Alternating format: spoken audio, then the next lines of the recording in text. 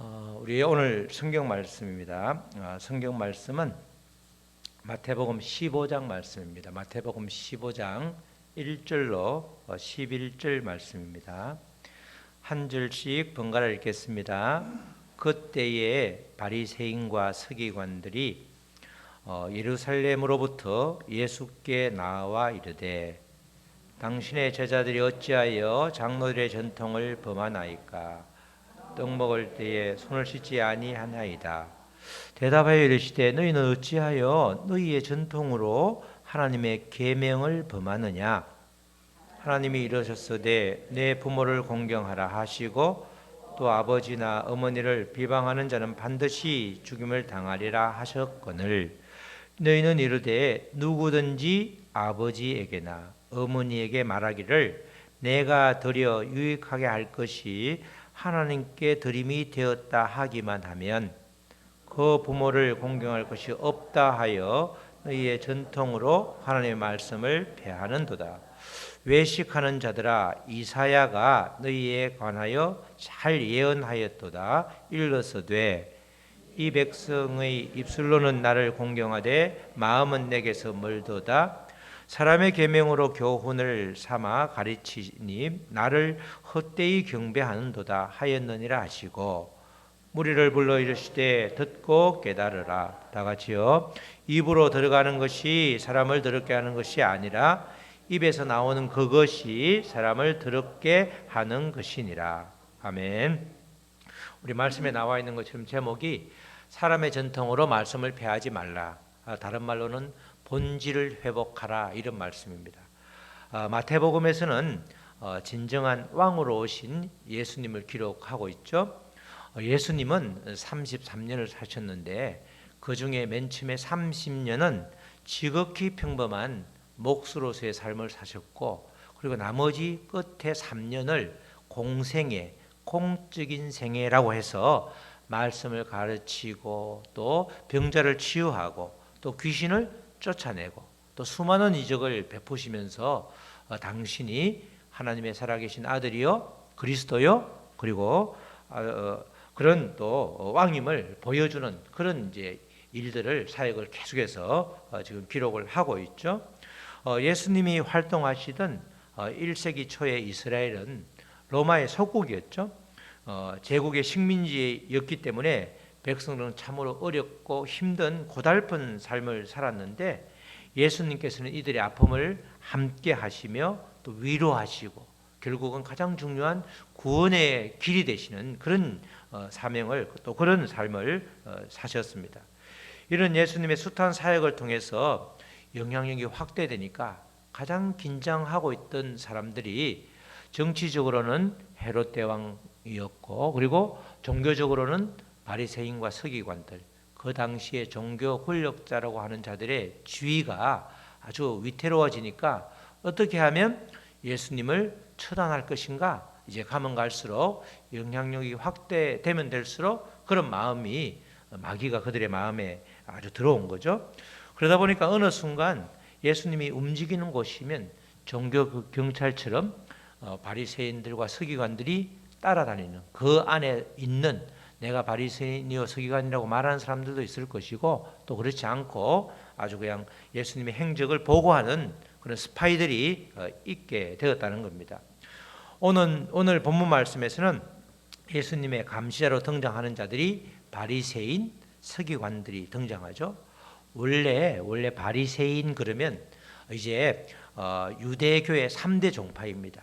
유대교의 3대 종파가 맨 바리새인은 구약 초창기부터 있었던 것이 아니고 BC 한 4세기경부터 등장했는데 그때 유대교의 3대 종파가 있었는데 바리새인이죠. 바리새파는 구약 전체를 인정하고 부활을 인정하는 종파가 바리새파고 그리고 사두개 후계자들은 모세 오경만 주장하고 받아들이고 모세 오경에는 부활에 대한 이야기가 아예 없습니다. 그래서 부활을 인정하지 않는 게 사두개파, 또 아주 철저한 금욕주의자가 에스네파 이렇게 해가지고 세 개 종파가 있는데 그 중에서 아주 세 개 종파 중에서 꽤 아주 비중을 차지하는 종파가 바리새파였고 그들을 바리새인 이렇게 부릅니다. 그들은 모세의 율법과 모세의 율법만을 받아들이는 종파가 사두개파인데 바리새파는 유대의 그런 모세의 오경하고 그다음에 장로들의 전통, 그다음에 율법을 가지고 확대 적용해서 전통으로 탁 굳어져 있는 장로의 전통까지 받아들이면서 부활을 믿는 그런 BC로 치면 4세기경에 등장한 세력들, 그런 세력을 바리새인이라고 하죠.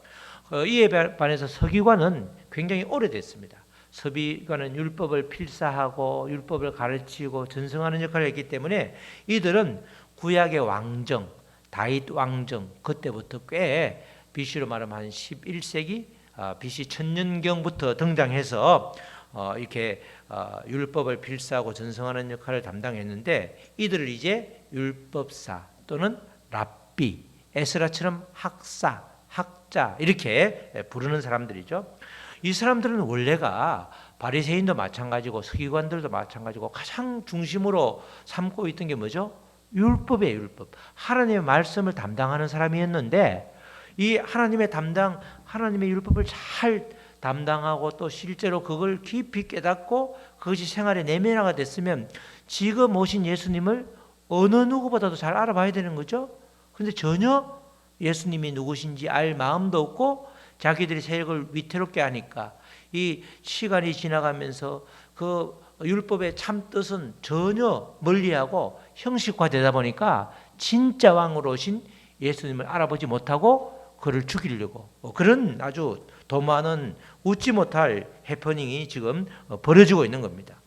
이렇게 신앙이 형식화되다 보면 정말 본질이 무엇인지 알기가 어려운 그런 상황이죠.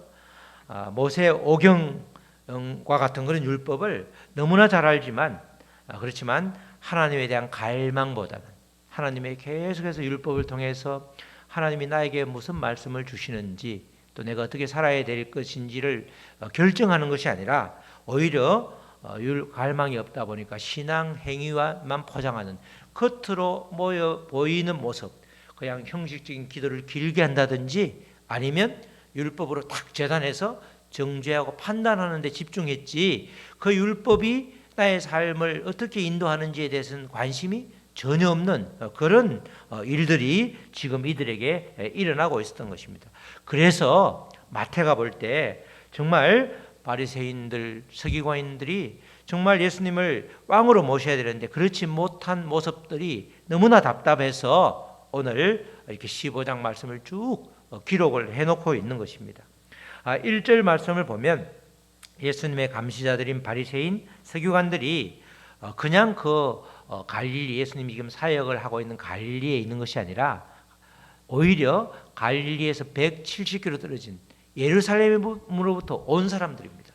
170km라고 그러면 서울에서 대전까지 길이죠. 지금은 고속도로가 있지만 그 당시에는 광야도 있고 이러기 때문에 그 가는 길이 하루 이틀 만에 갈 수 있는 거리가 아니잖아요. 그 먼 거리에서 지금 예수님을 감시하러 온 거죠. 15장 1절에 보면 그때에 바리새인과 서기관들이 예루살렘으로부터 예수께 나와 이르되, 예수께 나온 거죠. 먼 거리에서 왔죠. 먼 거리에서 정말 먼 거리에서 왔는데 이들이 와서 하는 말을 보면 참 이런 말을 하려고 왔는가. 예수님이 활동하는 그 길을 와서 정말 예수님이 무슨 말씀을 하는지 내가 얼마나 잘못 살고 있는지를 이렇게 비추어 보는 것이 아니라 그들이 하는 말이 2절에 나오죠. 2절에 냅다 하는 말이 당신의 제자들이 어찌하여 장로들의 전통을 범하나이까. 떡 먹을 때에 손을 씻지 아니하나이다. 지금 뭐하러 왔죠? 그 먼 거리를 와서 무슨 말 하죠? 왜 당신들 제자들 손 안 씻고 밥 먹냐 이 말이에요. 그 말을 하러 왔다니까. 어찌 보면 뻥 뚫리는 말이라. 아니 그 먼 거리를 와서 위험을 무릅쓰고 와서 이게 진짜 비싼 밥 먹고 와서 하는 소리가 소문 들어보니까 또 내가 지켜보니까 밥 먹을 때 손을 안 씻고 먹던데 어떻게 된 거냐고. 그걸 말하러 온 거란 말이죠. 정말 웃지 못할 그런 일들입니다. 율법에 정통한 이들이 심오한 것을 예수님께 묻고 또 공부를 하기 위해서 온 것이 아니라 왜 제자들이 먹을 때 손을 안 씻고 먹느냐 이렇게 이제 말하는 거죠. 실제로는 손을 씻고 이렇게 손을 씻는 행위를 정결 예식이라고 그러는데 구약 시대에 그런 게 있었죠.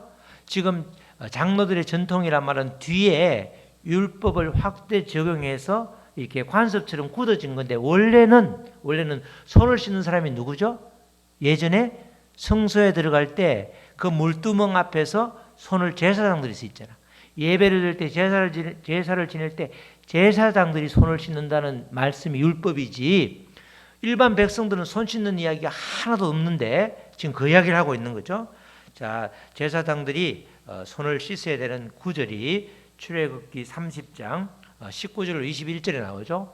아론과 그의 아들들이 제사장이죠. 그 물두멍에서 수족 손과 발을 씻는 겁니다. 예배당에 하나님을 대면할 때 수족을 손과 발만 깨끗이 씻는 것이 아니라 원래는 뭐죠? 속에 있는 마음까지 씻고 완전히 회개된 상태에서 하나님을 대면해야 된다. 그걸 말하는 거죠. 그들이 회막에 들어갈 때에 물로 씻어 죽기를 면할 것이요. 회개하지 않고 들어가면 죽음을 당하기 때문에 그래서 제단에 가까이 가서 그 직분을 행하여 여호와 앞에 화제를 살을 때에 그리할지니라. 예배를 요새 말하면 예배를 드릴 때 온전히 깨끗한 마음, 몸과 마음으로 하나님을 대면하고 참여해야 된다는 거죠. 이와 같이 그들이 그 수족을 씻어 죽기를 면할지니 이는 그와 그의 자손 뭐죠? 그와 자손 아론과 그의 자손 대제사장 또는 제사장들이 대대로 영원히 지킬 규례니라. 이것을 정결 예식이라고 하는데 하나님을 대면할 때에 이렇게 손발을 깨끗이 씻고 간다는 의식은 마음까지도 깨끗이 한다 이런 뜻이죠. 그런데 이제 세월이 흐르면서 맨 처음에 보니까 정말 좋은 하나님께서 직접 지정해 주신 율법이었기 때문에 잘 지켰는데 이게 좋다 이렇게 생각하니까 이걸 확대 적용하자 해서 일반인까지 싹 다 확대 적용한 다음에 그 다음에는 이제 그게 정말 하나님을 대면하는 의식으로 남아있는 것이 아니라 변질되어서 판단하고 정죄하고 야 너 그러면 죽어 이렇게 지금 그렇게 하는 겁니다. 그 먼 거리를 와서 너 손 안 씻고 밥 먹던데 너희 제자들 제대로 지금 율법 지킨 거야? 그걸 따져 묻는다는 겁니다. 하나님을 대면하는 그 의식은 온데간데 없고 전통을 위반했다. 예수님께 그렇게 말하면서 딴지를 걸고 있는 그런 장면이 되는 거죠. 결국은 하나님을 대면하는 그런 요구사항 몸과 마음을 깨끗이 하는 그 뜻은 온데간데 없고 말씀이 아닌 전통이라는 것이 오히려 역으로 하나님의 계명을 범하게 되었다. 그래서 3절 말씀이 나왔죠. 3절 말씀에 보면 대답하여 이르시되 너희는 어찌하여 너희의 전통으로 그죠? 너희의 전통으로 없는 것을 확대 적용해서 형식화시킨 그 일반인들은 해당도 안 되는데 손 안 씻는 것을 빌미로 하나님의 계명을 범하느냐. 하나님을 만나는 의식으로 몸과 마음을 깨끗이 하라고 제사장들에게 특별히 명령을 했는데 그것을 오히려 너희들이 하지 않고 엉뚱한 이야기를 하느냐. 결국은 전통이 계명을 범하는 하나님 말씀 아닌 것이 하나님 말씀을 몰아내는 정말 주객이 전도된 본질이 완전히 왜곡된 그런 일들을 지금 이 율법사들 또 바리새인들이 하고 있다는 겁니다. 예수님께서는 형식적인 신앙생활로 마치 하나님을 잘 섬기는 것으로 착각하는 이들에게 이제 예를 들어서 설명하죠. 4절 이후에는 10가지 계명 중에서 특별히 5번째 계명인 부모를 공경하라는 예를 들어서 이제 쭉 이어지는 겁니다. 부모를 잘 공경하는 뜻이 참 뜻이 무엇인지를 너희들이 아느냐. 그런데 이러이러한 뒤에 생기는 전통으로 완전히 부모를 공경하지 않으면서 아예 주객이 전도된 그런 예를 아주 쉽게 말을 해주고 있죠. 마태복음 우리 4절에서 6절 말씀이 부모 공경을 잘못하는 그런 이야기를 이제 해주고 있는 겁니다. 하나님이 이러셨으되 10계명 이야기죠.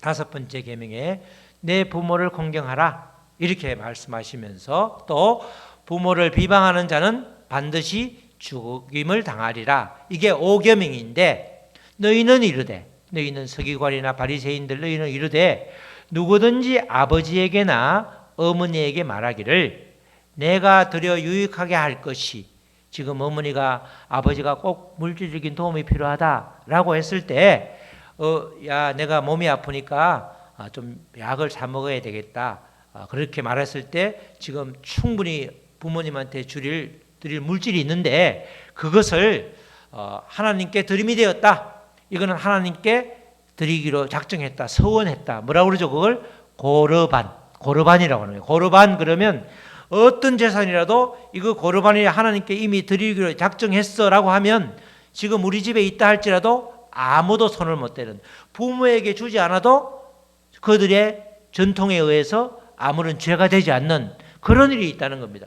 하나님께 드림이 되었다 하기만 하면 그 부모를 공경할 것이 없다 하여 물질이 차고 넘침에도 불구하고 부모가 다 돌아가시고 나서 자기가 취하는 그런 일을 하고 있다는 거죠.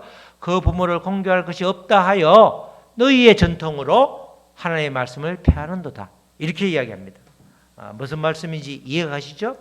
부모를 공경하지 않으면, 부모의 명령을 위배하면 십계명을 위반하기 때문에 죽임을 당한다. 그게 율법인데 그렇게 하지 않고 진짜 부모를 공경하는 것, 내가 가지고 있는 것으로 키워주신 부모님을 공개하고 이런 행위들을 할 수 있음에도 불구하고, 여건이 됨에도 불구하고 내가 가지고 있는 것은 다 하나님께 드리기로 서원했다.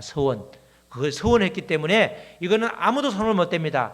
안타깝지만 제가 도와드릴 수가 없네요, 이렇게 말한다면 그것이 진짜 부모를 공경하는 거냐? 너가 뒤에 생긴 서원법, 고르반 제도를 악용해서 말씀을 완전히 어기는, 명령을 완전히 폐하는, 하나님의 말씀을 폐하는 짓을 너희들이 하고 있다, 이렇게 말하는 거죠. 형식화된 종교생활이 얼마나 위험한 것인지를 잘 보여주는 대목입니다. 내 안에 진짜이신 주님이 없으면 우리 모두도 이렇게 될 수 있는 거죠. 진짜가 없으면 어떻게 되죠? 진짜가 없으면 겉을 포장하기 시작하잖아요. 그렇죠? 이게 내면이 꽉 찬 사람은 이렇게 그 안에서 주님으로 꽉 찬 사람은 그 안에서 빛이 나기 때문에 약간만 볼타치를 해도 얼굴이 환해지죠. 아무리 비싼 걸 이렇게 찍어 바르고 해도 마음에 주님이 없으면, 진정한 왕이신 주님이 내 안에 없으면 얼굴에 어둠이 가득 차 있기 때문에 조금 있다가 보면 그러죠. 화장빨은 잘 받았는데 마음이 평안이 없다라고 하면서 그냥 말은 집사님 오늘 얼굴이 좋아 보여요 라고 하지만 속으로는 저 집사님 뭐가 안 좋은 일이 있나 봐, 왜 수심이 가득하니까, 이렇게 말할 수 있단 말이죠. 그래서 우리가 내면을 꽉꽉 채우면 이런 형식도 오히려 더 빛을 발하는데, 내면은 공허한 채로 형식만 이렇게 주장하다 보니까 곳곳에 신앙생활만 강조하고 종교생활만 하지 그것을 하나님이 받지 않게 된다는 겁니다. 이렇게 가끔 가다가 목사님들 이렇게 한번 설교를 듣는 일이 있다 보면 그런 이야기를 하더라고. 제가 한번 찾아보니까 있긴 하더라고. 어느 지역에, 그죠? 예배당을 하나 아주 정말 교인들이 온 힘을 다해서 만드는 거야. 근데 그 다음에 이제 제일 마지막에 문제가 되는 게, 뭐 때문에 문제가 되는 게, 카페트 까는 것 때문에 문제가 되는 거예요. 카페트 색깔 때문에. 주님의 보혈을 생각하니까 카페트를 어떤 색깔로 깔아야 되죠? 빨간색으로 깔아야 되는 거야. 그런데 우리는 이제 정말 이것은 부활하신 주님이 우리를 푸른 초장으로 인도하신 교회야. 무슨 색깔로 깔아야 되죠? 파란 색깔. 그래서 그 교회가 예배당을 다 짓고 나서 주보혈 교회와 푸른 초장 교회로 깨졌다는 거야. 제가 한번 찾아보니까 어느 지역을 말할 수 없는데 어느 한 지역에 지금 보니까 진짜 푸른 초장 교회하고 주보혈 교회가 있더라고. 그게 뭐죠? 그게 뭐가 중요하냐고. 이게 완전히 형식으로 사로잡히다 보면 본질적이지 않은 부분을 가지고 엄청난 일이 벌어질 수 있는 거예요. 그렇죠? 예수님이 왕이시다, 진정한 예수님을 주님으로 모셨다 그러면 바리새인과 서기관들이 그 멀리서 오지도 않고 멀리서 와서 대뜸하는 소리가, 왜 손 안 씻고 밥 먹어? 그 말하러 왜 오냐고. 그게 그 바리새인과 서기관들의 모습이 누구 모습이에요? 나의 모습. 내 안에 주님을 가득 차지 않으면 우리 누구나 다 아무렇지도 않은 중요한 문제, 그렇죠? 오늘은 김치찌개를 할 것인지, 오늘은 카레를 할 것인지, 그것 때문에 주방에서 대판 싸울 수 있는 거예요. 그게 뭔 의미가 있냐고, 뭐게. 그죠? 나는 내가 잘하는 그런 비본질적인 이야기로 이렇게 하나님을 섬기는 것, 그건 전혀 하나님이 나는 시간을 열심히 들였지만 하나님과 상관없는 내 일을 한 것에 불과하다는 겁니다. 형식화된 종교 생활이 얼마나 위험한지를 오늘 잘 보여주고 있는 대목이죠. 이렇게 본질이 완전히 왜곡된 상황, 이 상황을 예수님은 마태복음은 주로 유대인들에게 말하기 때문에 구약 성경이 계속 등장하는데 이사야 29장 13절 말씀을 그대로 인용하셨는데 그게 오늘 읽은 7절로 9절 말씀입니다. 외식하는 자들아, 7절 주로 바리새인들을 부를 때 이렇게 부르죠. 7절에 외식하는 자들아, 이사야가 너희에게 관하여 잘 예언하였도다 일렀으되. 이사야서 지금 29장 13절을 간접 인용하는 거죠. 이 백성이 입술로는 나를 공경하되 마음은 내게서 멀도다. 입으로만 부모를 섬기고 입으로만 하나님을 섬기고 입으로만 우리 교인 형제들을 섬기고 입으로만 이웃을 섬기면서 마음은 전혀 아니다. 사람의 계명으로 교훈을 삼아 하나님의 말씀을 순종하는 것이 아니라 사람의 계명, 다른 말로 장로들의 전통을 교훈 삼아 가르치니 나를 헛되이 경배하는도다. 나를 헛되이 경배하는도다. 예배를 드리는 것처럼 앉아있지만 그 마음속에 진정한 주님이 왕으로 와 있지 않으면 우리의 예배는 하나님과 상관없는 것이 된다. 굉장히 아주 무서운 말씀이죠. 그렇게 경배하는도다 하였느니라 하시고 이사야 말씀을 드려서 예를 들면서 입술로는 하나님을 공경하되 마음은 멀리 떠나 있다고 그러면 그것은 바로 헛된 경배가 된다는 겁니다. 하나님이 없는 형식적인 종교 생활이 하나님과 상관이 없기 때문에 하나님을 예배하거나 경배하는 행위가 아니라는 거죠. 그래서 우리가 온 마음으로 진정과 신령과 진정으로 예배를 드리자 이렇게 말하는 거죠. 나를 뭘로 드리는 거죠? 거룩한 산 제물로 드리는 게 예배잖아요. 그죠? 예배는 말씀을 통해서 은혜를 받는 것이 아니라 예배는 나를 주님께 제물로 드리는 거예요. 제물로 드리면서 우리가 말씀을 통해서 계속해서 나를 점검하는 게 예배가 되는 거죠. 본질을 잃어버렸기 때문에 이 모든 것이 나의 유익에 불과하고 나의 의를 나타내는 것에 불과하기 때문에 사람 보기에는 참 열심일지 모르지만 나중에 주님 앞에 섰을 때 도무지 내가 너를 모른다 이렇게 얼마든지 말할 수 있다는 거예요. 그렇기 때문에 우리는 형식적으로 하는 종교생활 이 부분을 이제 아주 과감하게 떨쳐버려야 되는 거죠. 예수님께서 다시 한번 형식적으로 종교생활을 하는 자들 이렇게 11절에서 결론을 짓고 있습니다.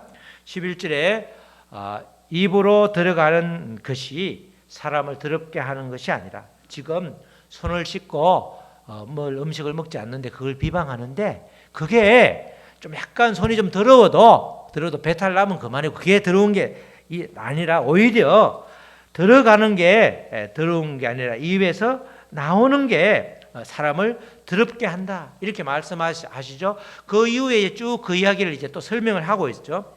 손을 씻고 무엇을 먹는 것을 가지고 나무라지 말라. 입으로 들어가는 것이 사람을 더럽게 하는 것이 아니라 오히려 입으로부터 나오는 것이 사람을 더럽게 한다. 이러면서 이어지는 19절 말씀에 구체적으로 예시를 하고 있죠. 19절 말씀은 제가 여기 기록을 안 했지만 우리 마태복음 15장 19절에 악한 생각, 살인, 간음, 또 음란, 도둑질, 거짓 증언, 비방 이와 같은 것이 마음에서 나오기 때문에 이런 것들이 입에서 나올 때 정말 그것이 우리를 더럽게 한다. 나오는 것에 신경을 쓰라. 속에 있는 속까지 깨끗해질 때 깨끗한 것이 나오지 속이 더러워 있는데 속이 오물로 꽉 차 있는데 속이 냄새 나는 걸로 가득 차면 나오는 것도 냄새 나는 것만 나온다. 그게 더러운 거다. 제대로 알고 말해라. 이렇게 아주 경고를 하는 겁니다. 겉과 속이 다 깨끗할 때 주님의 예배자로 온전히 서게 되는 것이다 말하는 거죠. 예수 그리스도를 진정한 왕으로 내 안에 모시면 우리는 자동적으로 예배자가 된다는 것입니다. 내가 모든 것을 결정하려고 하고 또 모든 것이 내 것인 것처럼 말하고 행동함으로써 내가 스스로 왕이 되려는 것, 이제 그것은 내려놓아라. 이제는 주님을 나의 왕으로 모시라. 그러면 예배자가 되고 주님을 영화롭게 하고 말씀으로 살아가는, 주님이 원하는 삶을 사는 것이라는 거죠. 내 생각대로 말씀을 변질시키거나 각색하지 말고 그대로 받고 그런 삶을 살아내라. 이렇게 우리에게 예수님께서 간절하게 마태를 통해서 우리에게 경고 또는 권고 알려주고 있는 겁니다. 사람의 계명, 장로의 전통이 아니라 하나님의 말씀을 따라 순종하는 삶을 통해서 주님을 주인으로 섬기며 살라, 이렇게 이야기하는 것입니다. 우리 사랑하는 성도 여러분, 말씀에 대한 갈망이 일어나시기를 축복합니다. 씻지 않고 음식을 먹는 손에 주목할 것이 아니라 창조자의 손, 왕의 손, 생명의 손인 예수님의 손에 주목해야 되는 것입니다. 바리새인과 서기관들처럼 율법적으로 꼬투리를 잡기 위해서 그 먼 길을 오는 그 어리석음을 범하지 않기 위해서는 말씀의 참 뜻이 무엇인지, 말씀이 상대방 다른 사람에게 향하는 것이 아니라 말씀은 언제나 나를 향하고 있다는 그 사실을 깊이 깨달으면서 이 말씀은 오늘 내게 왜 이런 말씀을 주실까, 그렇게 깊이 생각하면서 하루하루를 살아가라는 것이죠. 입술로만 하나님을 외칠 것이 아니라 그분이 나의 왕이심이 실제가 되어서 정말 그렇게 살 뿐만 아니라 우리가 덜 힘은 없고 말만 무성하지 말 것을 삶으로 주님의 말씀을 드러내고 그렇게 누릴 것을 강력하게 우리에게 경고하고 있는 것입니다. 말씀이 아닌 다른 것들, 말씀을 대신하지 않도록 늘 우리가 깨어 있어야 되고, 전통이라는 이름으로 말씀을 대체하는 엄청난 어마무시한 불경을 저질러서는 안 된다는 것입니다. 우리 모두 바리새인이나 서기관들처럼 살 것이 아니라 하나님의 말씀이 우리의 삶의 유일한 표준이 되어서 온전한 예배자로 살아가시기를 주님의 이름으로 축원합니다. 아멘. 우리 찬양하시고 우리 말씀 붙들고 기도하시겠습니다. 우리 오늘 말씀처럼 하나님 정말 사람의 전통, 말씀 아닌 것으로 말씀을 폐하는 어리석음을 범하지 않도록 도와주시옵소서. 정말 말씀의 참뜻, 본질을 회복해서 우리의 모든 행위가 온전한 예배자로서의 삶이 될 수 있도록 도와주시옵소서. 온전히 주님 앞에 서기를 원합니다. 결단하게 하여 주시옵소서. 우리 다 같이 소리내어서 기도하시겠습니다. 하나님 아버지 감사합니다. 정말 아버지 마태를 통해서 아버지 서기관과 바리새인들의 행태를 통해서 또 예수님의 아버지 그런 대답을 통해서 아버지 우리는 다시금 아버지 말씀 앞에 아버지 고개를 아버지 숙이며 정말 아버지 우리의 여러 가지 행태를 아버지 뒤돌아보게 됩니다. 아버지 속에 주님으로 가득 차야 됨에도 불구하고 속에는 아버지 엉뚱한 것들로 가득 차 있다 보니 아버지 밖으로 드러나는 모든 것들이 아버지 주님 보시기에 아름답지 못하면 주님 용서하여 주시고 이제는 아버지 주님의 것으로 채워서 아버지 입으로 나오는 것들이 훨씬 더 더럽다는 아버지 아버지 주님의 아버지 따끔한 경고를 받아들이며 정말 사람을 살리는 말, 사랑하는 말, 아버지 또 아버지 여러 가지 아버지 또 권면하는 말, 그런 아버지 슬픔을 함께하는 말, 또 아버지 기쁜 상황을 또 같이 하는 아버지 귀한 주님의 말이 우리 입술을 통해서 나올 수 있도록 주여 도와주시옵소서. 아버지 내가 주인을 스스로 주인의 자리에 앉으려는 그런 아버지 우상 숭배의 아버지 그런 모습들을 온전히 제하여 주시고 온전히 진정한 왕이신 주님이 내 안에 계셔서 나의 모든 삶이 예배가 될 수 있도록 말씀의 참뜻 본질을 회복하는 역사가 일어날 수 있도록 도와주시옵소서. 주님 감사합니다. 이 모든 말씀 예수님의 이름으로 기도드렸습니다. 아멘.